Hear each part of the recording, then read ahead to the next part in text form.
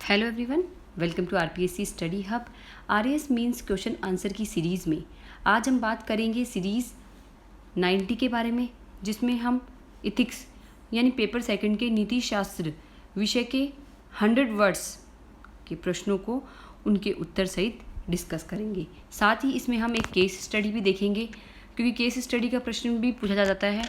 तो case study की practice अभी से आप करेंगे तो आगे जाके आपको काफ़ी बेनिफिट होगा। तो लास्ट में हम एक केस स्टडी भी देखेंगे। ओके, तो प्रश्न का उत्तर हमें 100 वर्ड्स यानी 10 मार्कर प्रश्न है, उसके अकॉर्डिंग उत्तर देना है। टोटली विश्लेषणात्मक प्रश्न होते हैं ये। फैक्चुअल एक दो क्वेश्चन पूछे जाते हैं, उसमें भी पार्ट 1 A B C ऐसे बना के पूछा जाता है, लेकिन वैसे मोस्ट ऑफ टोटली जो है वो विश्लेषणात्मक प्रश्न पूछे जाते हैं। तो आइए स्टार्ट करते हैं आज के पहले प्रश्न को। बालक अपने चतुर्दिक जो देखता है उससे मूल्यों को सीखता है। इस कथन के आलोक में मूल्यों के निर्माण में परिवार और समाज की भूमिका का विवेचना कीजिए। यानी अपने चतुर्दिक का मतलब हो गया अपने सराउंडिंग्स में जो जो देखता है उनसे जो सीखता है उससे कौन कौन से मूल्यों का निर्माण होता है, जिससे परिवार और समाज की भूमिका होती है। तो इसका उत्तर हमें देना है। तो समझ सकते हैं, आपको क्वेश्चन को पढ़ने में ही हमें टाइम लग रहा है 1 से 2 मिनट, फिर समझकर उसका आप रफली जो है एक ब्रीफ में जो है उत्तर बना लीजिए, फिर आप लिखना शुरू कीजिए। ऐसा नहीं कि डायरेक्ट अपने प्रश्न पूरा और उत्तर लिखना प्रारंभ कर दिया, ऐसी गलती कभी ना करें। ऐसे प्रश्नों में आपको 2 मिनट सोचना है, तर्क शक्ति का उपयोग करना है कि मैं किस तरह से आंसर को फ्रेम करूँ। रफली एक आप रफ में जो है आंसर को फ्रेम करिए, फिर उत्तर को लिखना प्रारंभ कीजिए। बालक जन्म से कोरे कागज के समान खाली होता है। जैसे जैसे वह बड़ा होता है, समाजीकरण की प्रक्रिया के माध्यम से बालक में मूल्यों का विकास होता है।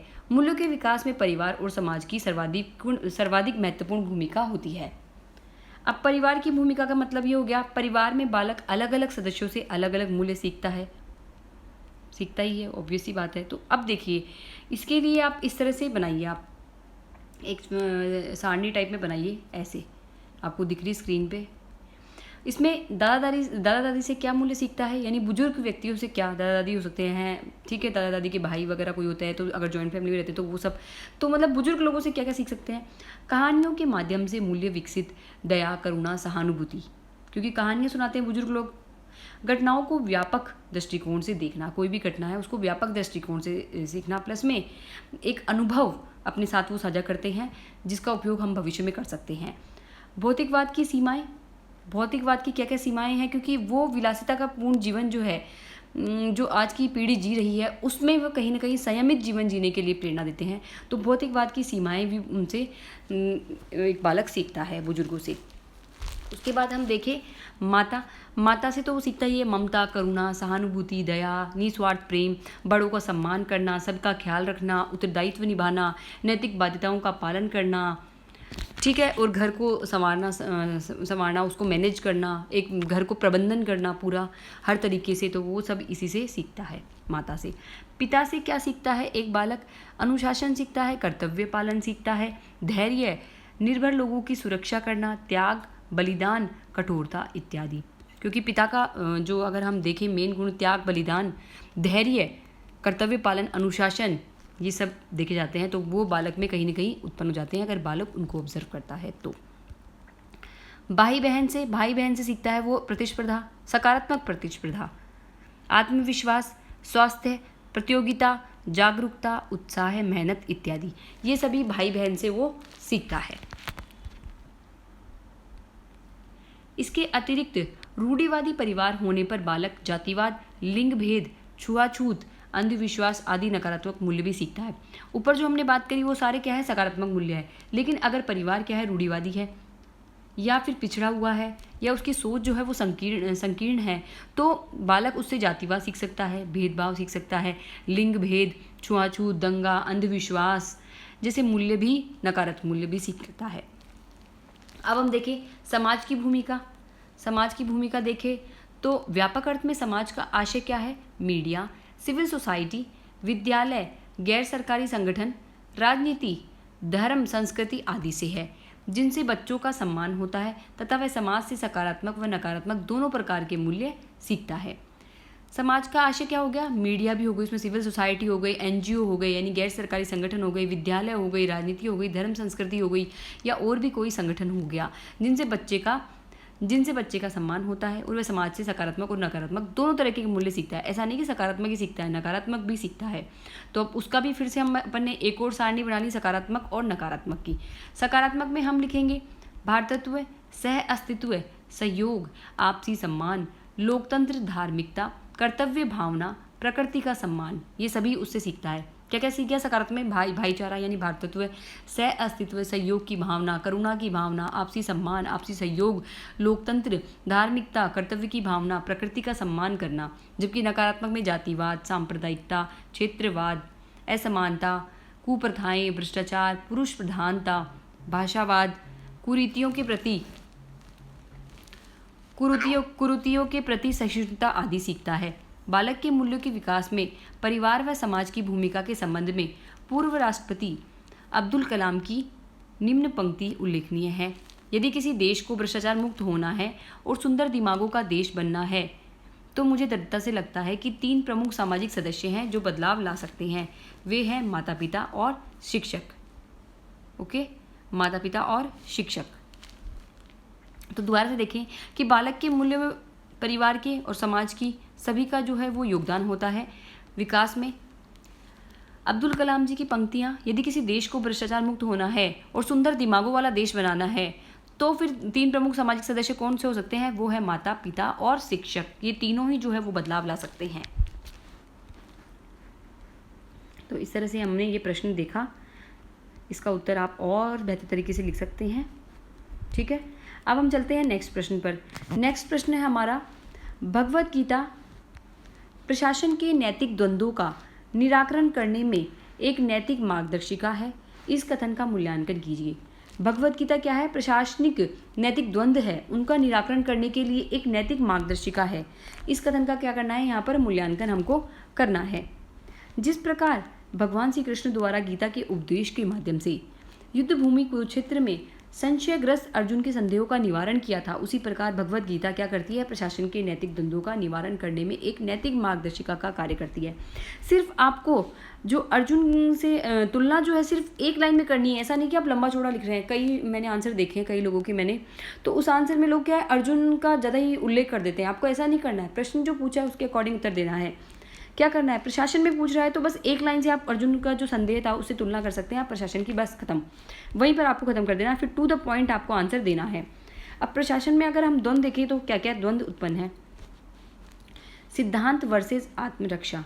द्वंद्व क्या हो सकता है? कोई सिद्धांत है या फिर आत्मरक्षा से संबंधित हो सकता है, तो दोनों के बीच में द्वंद्व उत्पन्न हो जाता है। जैसे उदाहरण हम देखें, आईईएस सत्येंद्र दुबे ने हाईवे डेवलपमेंट में भ्रष्टाचार उजागर किया, वे मारे गए। उन्होंने क्या किया था? हाईवे सड़क निर्माण में जब भ्रष्टाचार हुआ था तो आईएएस सत्येंद्र दुबे ने क्या किया था? उनको उजागर किया था, लेकिन बाद में ये मारे गए थे। तो सिद्धांत यहाँ पर थे और आत्मरक्षा, ये यहाँ पर द्वंद्व उत्पन्न हो गया था। नियम वर्सेस स्वविवेक।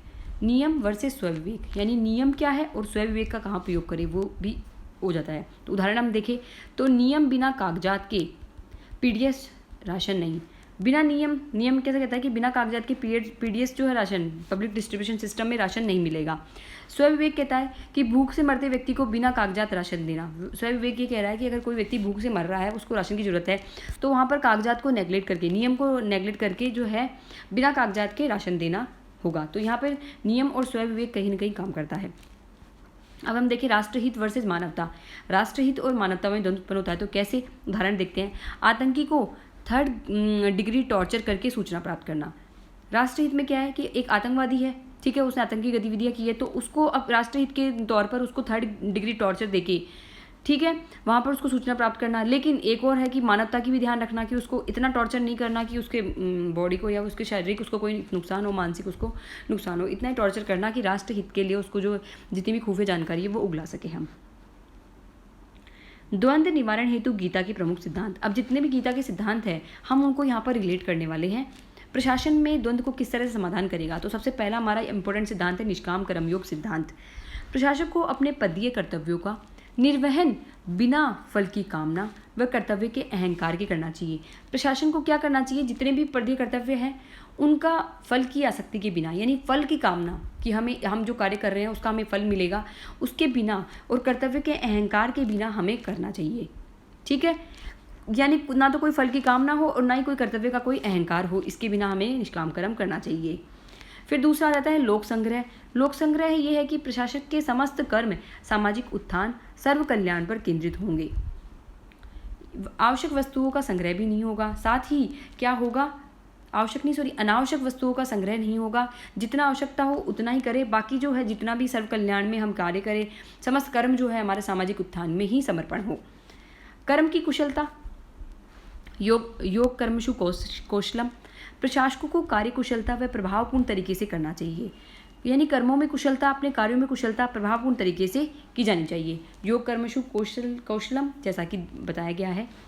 स्थिति प्रज्ञ में क्या होगा, प्रशासक को प्रत्येक स्थिति, कैसी भी परिस्थिति हो, चाहे अनुकूल हो चाहे प्रतिकूल हो, सुख हो दुख हो हानि हो लाभ हो, ठीक है, कैसी भी परिस्थिति हो उसमें स्थिति प्रज्ञ बने रहना, यानी निष्पक्षता, तटस्थता, गैर तरफदारी से कर्तव्य का पालन करना, किसी भी तरफ झुकाव हमारा नहीं होना चाहिए। स्थिति प्रज्ञ, दृढ़ता से हमें कार्य करना है। फिर है नेतृत्व क्षमता श्री कृष्ण के समान नेतृत्व क्षमता का विकास करना। अतः गीता अपने योग कर्मशु कौशलम कर्मण्यवादी कारस्ते माँ फलेषु कदाचन आदि सिद्धांतों के माध्यम से नैतिक द्वंद्वों के निराकरण में मार्गदर्शिका का कार्य करती है। तो ये सारे सिद्धांत आपको मेंशन करने हैं। अगर एक दो सिद्धांत और भी आपको एक्स्ट्रा आते हैं तो आप ऐड ऑन कर सकते हैं, लेकिन ज़्यादा अनावश्यक नहीं लिखना है। अपन ने द्वंद्व बता दिया, पहले द्वंद्व बता दिया, फिर उसके बाद बता दिया कि कैसे मार्गदर्शन है, फिर द्वंद्व बताया, उदाहरण से ही बता दिया, फिर मार्गदर्शक सिद्धांत जितने भी थे वो सब बता दिए। Answer complete. ओके, अब हम चलते हैं तीसरे प्रश्न की ओर, जो कि हमारा क्या है, केस स्टडी। उसमें है कि आप बुनियादी ढांचे के विकास के लिए जिम्मेदार सरकारी विभाग में कार्यरत एक अनुभवी सिविल सेवक हैं। आपके विभाग को हाल ही में एक प्रसिद्ध निर्माण कंपनी से एक प्रमुख राजमार्ग बनाने का प्रस्ताव प्राप्त हुआ है, जो दूर दराज के क्षेत्र में कनेक्टिविटी में काफ़ी सुधार करेगा। हालांकि आपको विश्वसनीय स्रोतों से पता चला है कि कंपनी का भ्रष्ट आचरण में शामिल होने और अनुबंध हासिल करने के लिए सरकारी अधिकारियों को रिश्वत देने का इतिहास भी रहा है। इसके अलावा प्रस्तावित राजमार्ग के पर्यावरणीय प्रभाव के बारे में भी चिंताएं भी हैं, क्योंकि यह पारिस्थितिक रूप से संवेदनशील क्षेत्रों से होकर गुजरेगा। एक लोक सेवक के रूप में आपको इस परियोजना का समर्थन करने या विरोध करने के संदर्भ में आपको नैतिक दुविधा का सामना करना पड़ रहा है। तो ये आपकी एक केस स्टडी आपको दी गई है, सिचुएशन आपको दी गई है, उसमें आपसे 3 प्रश्न पूछे गए हैं। प्रश्न क्या है, इस मामले में शामिल नैतिक मुद्दों पर चर्चा करनी है। आपके द्वारा उठाए जाने वाले संभावित कदमों की रूपरेखा तैयार करो। प्रत्येक कार्रवाई का उसके नैतिक निहितार्थ और सार्वजनिक प्रशासन पर प्रभाव का मूल्यांकन भी करना है। क्या क्या करना है, शामिल नैतिक मुद्दों पर चर्चा करनी है, आपके द्वारा उठाए जाने वाले संभावित कदम और कार्रवाई जो है उसके निहितार्थ सार्वजनिक प्रशासन पर प्रभाव का मूल्यांकन हमको करना है। इंग्लिश मीडियम वाले इंग्लिश में भी देख सकते हैं साथ साथ, बट मैं उसको डिटेल से नहीं बता पाऊँगी, क्योंकि यहाँ पर मेरे मैक्सिमम स्टूडेंट जो है वो हिंदी मीडियम वाले ही हैं, इसलिए मैं हिंदी मीडियम के अकॉर्डिंग ही आंसर राइटिंग करवा रही हूँ। सबसे पहले हम देखेंगे उत्तर किस तरह से लिखे। संदर्भित केस स्टडी विकास वर्सेस धारणीयता। संबंधित केस स्टडी कैसी है, विकास बनाम धारणीयता। तथा रिश्वत देकर प्राइवेट कंपनियों द्वारा सरकारी अनुबंध हासिल करने का ज्वलंत उदाहरण है। विकास बनाम क्या है, धारणीयता, और रिश्वत देकर प्राइवेट कंपनी द्वारा सरकारी अनुबंध हासिल करना, ये सब क्या है, ज्वलंत उदाहरण हो गए। इसमें निम्नलिखित प्रमुख हितधारक हो गए।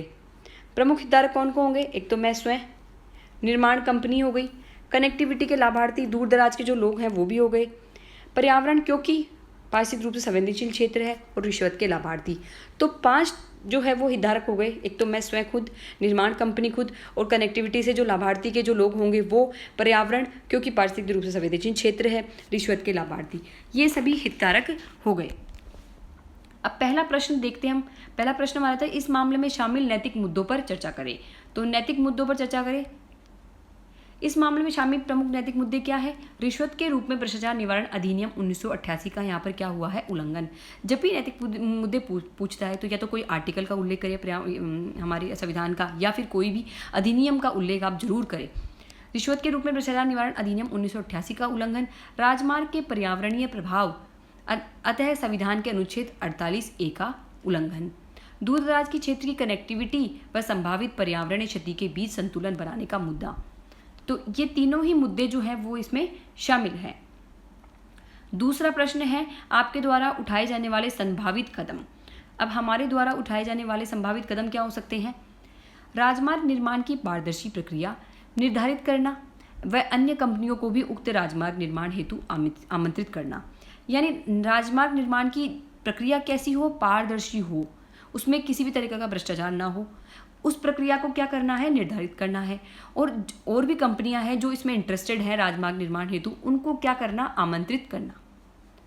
राजमार्ग के पारिस्थितिकी प्रभाव का मूल्यांकन करवाना, राजमार्ग के पारिस्थितिक प्रभाव का मूल्यांकन करवाना व इस प्रकार रूट निर्धारित करवाना जिससे न्यूनतम पारिस्थितिकी क्षति हो व राजमार्ग निर्माण की शर्तों में पारिस्थितिकी क्षतिपूर्ति हेतु वृक्षारोपण की शर्त भी शामिल करवाना।